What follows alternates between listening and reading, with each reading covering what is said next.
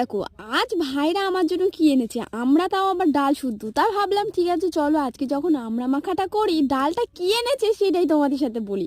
আর এই ডাল দিয়েই ভেবেছিলাম প্রথমে একটা ইউনিক স্টাইলের করব, তারপরে যেই ছাড়াতে গিয়েছে ওমা দেখি না এক এক করে টুকটুক করে সব ছেড়ে গিয়েছে। তো কি আর করা যাবে, তো প্রথমে খোসা ছাড়িয়ে একটু হালকা হাতে ভালো করে আমি একটু কেটে নিয়েছি যাতে মশলাগুলো ভেতরে ঢোকে। এর মধ্যে এবার মশলা ঢালা যাক। তো এখানটা দিয়েছিলাম একটু জিরে মরিচের গুঁড়ো, বিট লবণ, ধনে গুঁড়ো, কাসুন্দি, একটা সাউটার তার মধ্যে বলে রাখি। আফিফা সুলতানা বলেছে দিদি তোমাকে অনেক সুন্দর লাগে, থ্যাংক ইউ। আর দিদি লাভ ফ্রম বাংলাদেশ, তো অনেক ধন্যবাদ। বাপরে বাপ, লাভ ফ্রম বাংলাদেশ ভাবা যায়।